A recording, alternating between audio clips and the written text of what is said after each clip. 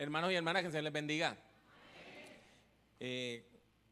Su pastora y yo estudiamos juntos en el seminario. Ella se quedó joven, yo no.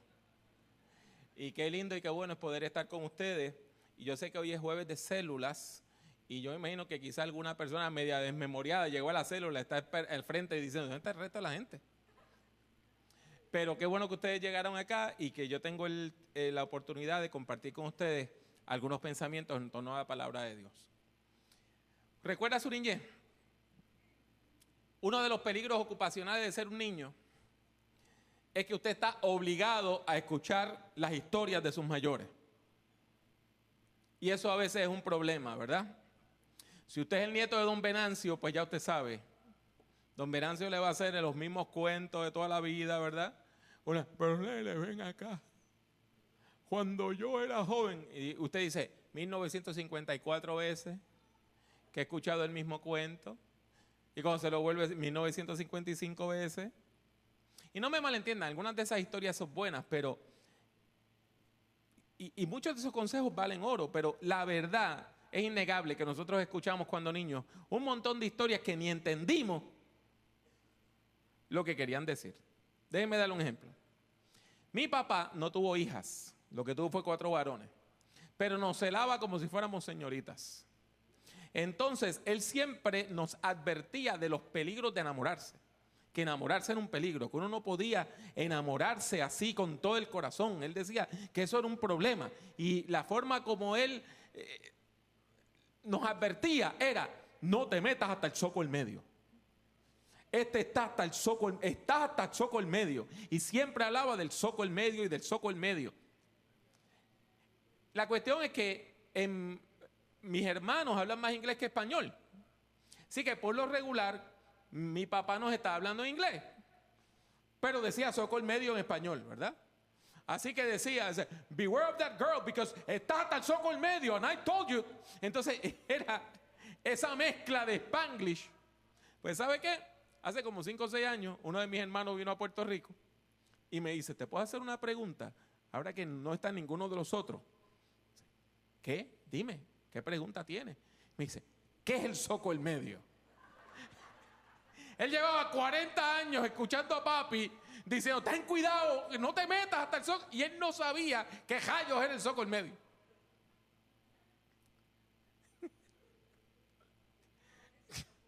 Sí, probablemente, mire, lo que se refiere es que antes las casas eran de madera y entonces había una columna central de madera. Ese era el zoco el medio. Y si la casa estaba en una guinda, estaba en una cuesta, ¿verdad? Pues lo más importante era la columna central, el zoco el medio. Pues, ¿qué pasa? Nosotros tenemos todas estas historias que escuchamos cuando niños. Y le dije que algunas de ellas no hacen mucho sentido. Sin embargo, algunas sí hacen sentido y con el tiempo vamos descubriendo que cada vez tienen más y más valor. Y déjeme darle un ejemplo. Cuando yo tenía como 10 u 11 años, usted sabe que ya a esa edad los muchachos están interesados en manejar y a veces hay un tío, yo me crié sin mi papá, así que eran tíos, ¿verdad? Los que me decían, mira, mete el carro, saca el carro, muévelo dale un poquito para adelante en la marquesina. Entonces uno sentía que estaba guiando, ¿verdad? Y mi tío Humberto me dijo, no te distraigas con los espejos. Me lo dijo bien serio, no te distraigas con los espejos.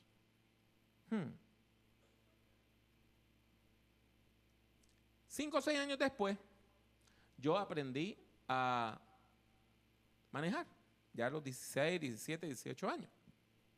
Y ahí descubrí lo valioso que era el consejo que me dio mi tío Humberto.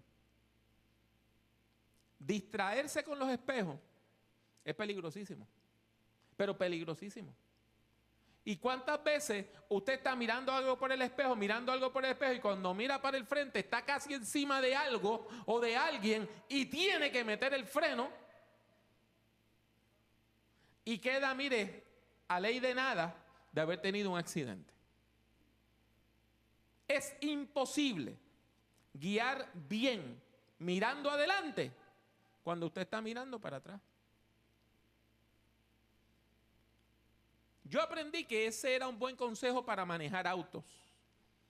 Pero cuando seguí creciendo y ya llegó a cierta edad, me doy cuenta que de manera metafórica uno también se puede distraer con los espejos. Hay personas que se pasan la vida añorando los tiempos pasados. Hay personas que piensan que todo tiempo pasado fue mejor. Hay personas que si usted los deja, siempre están hablando del ayer con una nostalgia. ¿Y cuál es el peligro de eso? El peligro de eso es que terminemos idealizando el pasado. Entonces ya no recordamos lo que pasó de verdad, sino que hacemos una selección de lo mejor y eso es lo que recordamos. Y tenemos una visión distorsionada del pasado. Miren, hace muchos años que nosotros estamos trabajando con mujeres víctimas de violencia. E invariablemente, cuando usted remueve a una mujer de un hogar donde está sufriendo violencia y pasan unas semanas, ella empieza a minimizar las malas experiencias y a exagerar las experiencias buenas. Entonces ahí llegan a la oficina pastoral. Si yo tuviera $10 en el banco por cada vez que su pastor ha escuchado algo así. Ay, pastora, mire, Yongo no es tan malo. Yo sé que me dio una pela, que estuve en el hospital 2 semanas, pero una vez me llevó una flor. Una vez me llevó una flor. Y una vez que me llevó a tomar mantecado. Yo pagué, pero me llevó a comer un mantecado. Entonces empiezan esas boberías buenas que pasaron, las ponen como lo más grande, y ese pequeño detalle de que por poco la mata, se convierte en un accidente que sencillamente pasó en nuestra vida. Hace poco empezó una cadena de estas de Facebook y había una plantilla que era como un parrafito que usted lo que hacía era que lo copiaba, lo pegaba y le cambiaba ciertas cositas. Yo me crié en la calle tal, de tal barrio, y en aquel tiempo todo era bello. Y todo el mundo se conocía, y amarrábamos los perros con longaniza, y todas las cosas. Entonces, era una visión idílica del pasado. Interesante, una amiga mía leyó lo que escribió el hermano, y ella dice, espera, parece que él se crió en una casa que no era la mía. Y otra persona me dice, pastor, ¿y usted no va a poner uno de esos? Y digo, bueno, ¿qué tú quieres que ponga? Yo me crié sin mi papá porque mi papá no me quiso dar el nombre y a mi mamá pues me crió como madre soltera y la botaron de 3 iglesias. Y a mi tío Josian le metieron una puñalada cuando yo tenía 8 años y a mi tío Carlos le metieron otra cuando yo tenía 11. Y me crié con una familia de... ¿Eso es lo que tú quieres que después yo ponga? Ah, no, hay que poner las cosas bonitas. Ah, bueno, pues entonces sí, vamos a poner nada más las cosas bonitas. Vamos a estar soñando con un pasado que no fue. Y es un peligro estar mirando al pasado continuamente. Hay personas que no pueden vivir el hoy porque están estacionadas en los fracasos de ayer. Y ese consejo que me dio mi tío, de no te distraigas con los espejos, ¿sabe qué? Ahora que ya yo estoy llegando a una edad de madurez finalmente, sí, porque los hombres nos tardamos en madurar, ya usted lo sabe. Escuché un amén. Sí, dice, que no me diga como una hermana, dice, ay, pastor, si mi marido es como los aguacates aguzanados. Dice, ¿cómo es eso? Dice, sí, pasó de verde a podrido, nunca maduró. Pues mire, Ahora que ya yo estoy, ¿verdad?, llegando a esta edad, me doy cuenta que es un peligro espiritual y un peligro ministerial pasarse la vida mirando por el espejo retrovisor. Los pastores, las pastoras, los líderes laicos de las iglesias tienen que aprender a que no pueden andar distraídos mirando por los espejos al ayer. Hay iglesias que lo único que hacen es mirar al pasado. No tienen futuro, porque no lo ven. Nada más miran hacia atrás. Nada más miran hacia atrás. Nada más. Usted llega y lo que le hablan es del pasado. Y le hablan del pasado. Y le hablan del pasado. ¿Y el futuro? No lo hemos soñado. No lo visualizamos porque estamos mirando por el espejo retrovisor. Y déjeme decirle, caminar hacia adelante mirando hacia atrás es una receta para el desastre, porque invariablemente usted va a tropezar y se va a caer. Mire bien, hace poco yo fui a predicar aquí a una iglesia en Dorado. Era una iglesia independiente. El pastor ya era un hombre muy entrado en años y murió. Y como son iglesias de concilios independientes, que son de la familia, es un negocio de familia básicamente, pues entonces la esposa heredó el pastorado a los 70 y pico de años, la señora. La señora no tenía la más mínima idea de lo que estaba haciendo. Entonces habló con varios pastores de aquí del área de Dorado para que le dieran la mano, y yo le fui a predicar un día. Ese día yo veo a 4 personas, que la más jovencita andaba por los 70 y algo, bien vestidas, coordinadas, y yo dije, estos van a cantar. Y efectivamente, pasan al frente y agarra una hermana el micrófono y dice, hermano, vamos a cantar himnos viejos. Y lo dijo con una alegría y con un gozo. Y yo dije, bueno, vamos a cantar himnos del ayer. Y empezaron a cantar. Cantaron 4 himnos y no eran del ayer, eran del anteayer. Porque yo llevo 36 años en el ministerio y nunca había escuchado ninguno de los 4, hermano. O sea, eran himnos de cuando el arcoíris era en blanco y negro. Y ella estaba tan gozosa que estaba cantando estos himnos que nadie conocía. Y en el mezanín arriba habían como 20 jóvenes. El que no estaba en WhatsApp estaba en Facebook. El que no estaba en Facebook estaba en Snapchat. El que no estaba en Snapchat estaba jugando Words with Friends con alguien o mandando mensajes de texto. Eso es lo que queremos para la iglesia. Eso es lo que queremos para la iglesia. Ay, pastor, antes todo el mundo venía a la escuela bíblica. ¿De veras? ¿Todo el mundo venía a la escuela bíblica? ¿Usted está seguro de eso? Sí, antes todo el mundo venía a la escuela bíblica. La predicación era por la noche. Y venía una fracción de la iglesia a la predicación. Y ese todo el mundo, pues mire, hace 40, 50 años, todo el mundo eran 100 o 150 personas.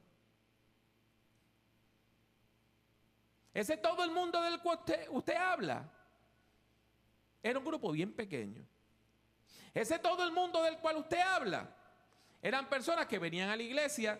La mayor parte de ellos no tenían auto, no habían transporte público. El domingo no había dónde ir. Los centros comerciales estaban cerrados, los supermercados estaban cerrados, Walgreens estaba cerrado y el CVS del frente también. Entonces no había dónde ir. Y no había con qué ir porque usted no tenía auto. Y la gente idealizando ese pasado, pues ¿sabe qué? En ese pasado también ocurrieron un montón de poca vergüenza. En ese pasado, en nuestra iglesia hubo persecuciones políticas. En nuestra denominación hubo persecuciones políticas. En nuestra denominación hubo discriminación racial. En nuestra denominación se discriminaba contra el liderazgo de la mujer. Ay, hermano, eso ha cambiado. Pues entonces no me diga que todo tiempo pasado fue mejor. Hermanos, hermanas, la iglesia no está para mirar atrás. La iglesia está para mirar al futuro que Dios nos da. Por eso la Biblia no termina con Génesis, termina con Apocalipsis. No termina hablándonos de los orígenes, termina hablándonos del final de los tiempos. Nosotros como iglesia tenemos que mirar hacia el futuro. Mi pastor Domingo Rodríguez, que él medía 5 pies con nada, y le decían Dominguito. Ese hombre era un dínamo. Y él hizo más que si hubiese medido 8 pies de estatura. Y yo todavía recuerdo cuando me decía que un profeta era un hombre que tenía los pies bien plantados en el hoy, pero los ojos lo tenía en el futuro de Dios. Y es importante que la iglesia mire al futuro que Dios le tiene y no al pasado que ya el Señor nos dio. Queremos una iglesia donde Dios quepa, pero también una iglesia donde quepan nuestros nietos y nuestras nietas. Queremos una iglesia donde las nuevas generaciones puedan venir a adorar. Queremos una iglesia donde la palabra de Dios sea presentada de manera pertinente para alcanzar a esa población. Dicho de otro modo, hermanos y hermanas, queremos, en el nombre poderoso de Jesucristo, contextualizar la iglesia. Ser una iglesia para nuestro contexto. De nada nos vale tener la mejor iglesia para el 1980 si estamos al borde del 2017.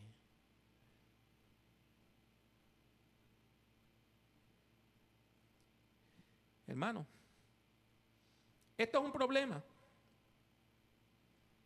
para algunos hermanos de nuestras congregaciones que se aferran al pasado, que viven en el pasado. Hace unos cuantos sábados, unos amigos me llevaron a un evento en otra parte de la isla a hablarle a líderes de otra denominación. Y yo fui bien franco, hablándoles a ellos del futuro. Hay personas en esa denominación que quieren seguir adorando al Señor como en 1950. Y un hermano me dice, no podemos llegar a un happy medium. Si hay una frase que yo detesto es happy medium. Y yo le digo, hermano, es que usted no va a la iglesia para tener un culto que le guste a usted. Usted va a la iglesia para tener un servicio que le hable a la generación de hoy y que las proyecte al futuro que Dios tiene para ellos. En el fondo, si nos gustó o no nos gustó, no es importante. A mí no me gusta todo lo que nosotros hacemos en mi iglesia. A mí no me gustan todos los cánticos que nosotros cantamos. Si usted me deja a mí, a lo mejor mi estilo de adoración sería distinto al de otro hermano. Pero yo tengo que entender que la gente adora de manera distinta. Y la iglesia necesita tener distintas manifestaciones. Mira, hermano, yo creo que esto es importante que ustedes lo escuchen. Aquí hay muchas personas que son líderes claves de esta iglesia. Y se lo voy a decir clarito.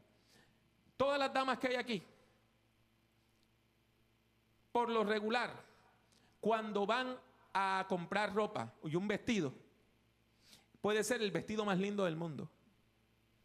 Pero si cuando miran la talla, dice talla única, o para decirlo en puertorriqueño de Bayamón, one size fits all, la mayor parte de ustedes agarran el traje y dicen, qué pena, y lo vuelven a poner en el escaparate. Usted quiere un traje que sea a su medida. ¿Verdad que sí? De nada le vale cuando usted es 6'8" y el traje 16. De nada le vale si usted es 6'14" y el traje es 6'6".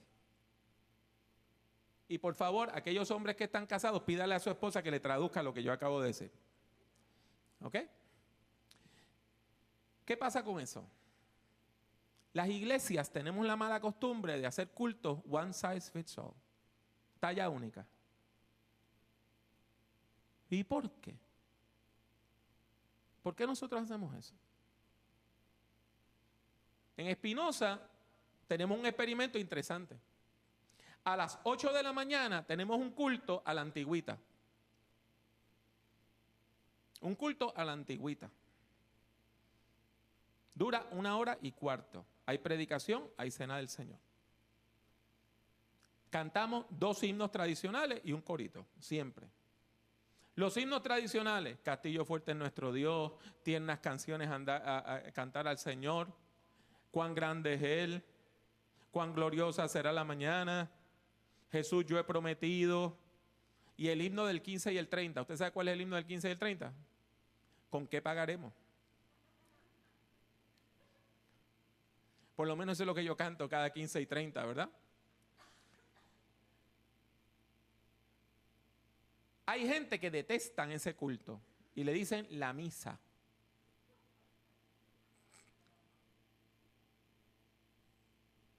Y hay gente que aman ese servicio. 45% de la gente que va a ese culto hace 5 años no eran miembros de Espinosa. ¿Por qué llegaron a ese culto? Porque se les gusta. Les gusta por la hora. Don Venancio es loco con ese culto. Don Venancio fue militar, estuvo 30 años en el ejército, se retiró. Él todavía se levanta a las 4 de la mañana, hace la cama y tira una peseta a ver si está bien puesta. Usted sabe el suplicio que es para Don Venancio esperar a las 10 o a las 11 para un culto. Don Venancio está a las 7:30 parqueado al frente de la iglesia esperando que abran el portón. Es loco con llegar a las 8, adora al estilo que a él le gusta, toma la clase de escuela bíblica, a las 10:30 está en su casa. Y es feliz. Y se pone a cocinar para esperar que lleguen los hijos y los nietos de la otra iglesia o del otro culto. A las 10:30 tenemos un servicio de alabanza y adoración. De alabanza y adoración. Y cantamos todos los cánticos de alabanza y adoración. Con un grupo en vivo. Y hay una banda en vivo. Y hay voces. Y hay personas que aman ese servicio. Y hay otras personas que me dicen, pastor, es que el aparato de escuchar chilla con todo ese ruido que hay ahí. Y yo no escucho. No pueden ir a ese servicio. No les gusta tenemos el otro. Tenemos ahora un cultito a las 6. Y el culto a las 6 es para el que no pudo llegar por el día. Hay gente que detestan el culto de las 6. Y todos los que detestan el culto de las 6, yo le he preguntado, ¿tú alguna vez has venido? No, precisamente. No tenemos músicos en ese culto. Entonces tenemos karaoke worship. Eso es lo que tenemos. Tenemos videos musicales con música cristiana. Están las letras, usted va cantando con la música. Y el pastor predica. El sermón de por el día. Hay gente que le encanta ese culto. Porque me dicen, ay pastor, es que esta iglesia es tan grande, venir al culto a las 10:30, entonces chojete de gente. Ay, aquí lo que vemos somos como 20. A mí me encanta. Y le gusta. Yo, por mi cuenta, si me dicen, mira, tenemos un culto y toda la música está en video, yo dije, ay, bendito sea Dios, eso a mí no me gusta. Pero yo no voy a la iglesia porque a mí me guste. Yo voy a la iglesia porque tenemos una misión. Que tenemos que alcanzar a la gente. En el verano, a mí se me salían las lágrimas. Me llegaban familias completas, los muchachos en uniforme de deporte. Venían de jugar soccer, venían de jugar béisbol, venían de jugar baloncesto.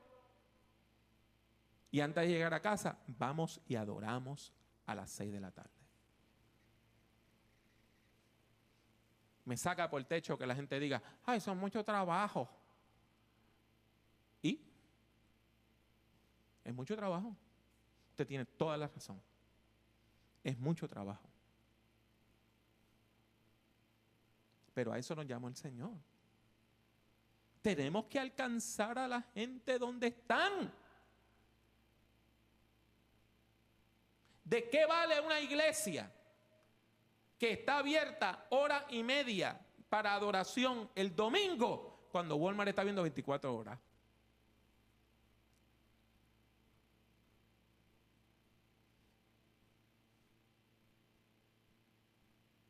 Esa es la importancia que tienen las redes. Esa es la importancia que tiene la presencia de las redes. Esa es la importancia que tiene el Ministerio de Televisión, que ustedes llevan 15 años con él. Esa es la importancia que tienen meternos a la radio, meternos al internet, meternos al podcasting. Porque a las 2 de la mañana hay gente que están buscando palabra de Dios. Pueden ir a Walmart y comprarse una botella de Don Q, pero no hay una iglesia abierta.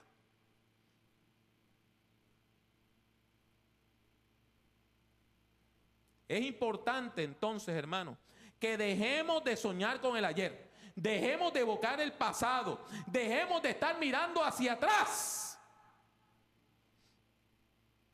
Y que a esos buenos hermanos que lo único que hacen es quejarse y que todo lo nuevo es del diablo y todo lo que no entienden es del diablo, hay que decirle, hermano, hermana, lo que Dios santificó no lo llames tú inmundo. La Biblia nos advierte de los peligros de mirar el pasado. Este texto que ustedes han utilizado de tema para su asamblea, para su campaña, para esta cruzada de aniversario, se encuentra en el capítulo 2 del libro del profeta Ageo. Este es un libro muy particular, escrito 60 años después de la caída de Jerusalén, cuando se está reconstruyendo la ciudad y el templo. El templo había sido destruido por los babilonios y llevaba décadas abandonado. Los babilonios, que habían de manera sanguinaria conquistado al pueblo de Israel, los babilonios cayeron ante los persas. Y el imperio persa agarró a un líder judío, a Zorobabel, y le dieron unos chavitos y vete y reconstruye la ciudad. Zorobabel llega y encuentra la ciudad santa en ruinas, encuentra el templo en ruinas. Y a Zorobabel es a quien Dios le habla por medio del profeta Ageo primeramente. Dios manda al profeta Ageo hacerle la siguiente pregunta a Zorobabel y a su equipo de trabajo. ¿Hay entre ustedes alguien que haya visto el esplendor que antes tuvo esta casa? ¿Qué les parece ahora? ¿No es verdad que la ven como muy poca cosa? Y la verdad era que lo que ellos estaban haciendo era poquita cosa comparado con el templo anterior. El templo anterior era el templo de Salomón, remodelado por Ezequías, remodelado por Josías. Era una de las maravillas del mundo. Y ahora este grupo estaba con las uñas, hermanos, con las uñas. A veces con un arma en una mano y con la otra trabajando, tratando de reconstruir, tratando de salvar la madera vieja, poniéndole la madera nueva y se veía el retazo. Buscando las piedras viejas para ponerlas y rellenar los huecos con piedras nuevas. Aquellos ancianos, los poquitos que habían vivido 70 u 80 años y recordaban el templo antiguo, lo veían y decían, ay bendito, qué poquita cosa. no se compara a la gloria del templo de Salomón. Pero esos que lo veían como poquita cosa, reciben palabra de Dios por medio de Ageo. Y el profeta les dice, es cierto, el templo hoy parece poquita cosa, pero miren lo que Dios va a hacer en el futuro. Dice el Señor, mi espíritu estará entre ustedes, de acuerdo con el pacto que hice con ustedes cuando salieron de Egipto. Así que no tengan miedo. Así dice el Señor de los ejércitos. Dentro de poco tiempo haré temblar los cielos y la tierra, el mar y la tierra seca. Haré temblar a todas las naciones. Entonces vendrá el deseado de las naciones, lo más deseado por todas las naciones, y llenaré de gloria esta casa. Lo digo yo, el Señor de los ejércitos. La plata y el oro son míos. Palabra del Señor de los ejércitos.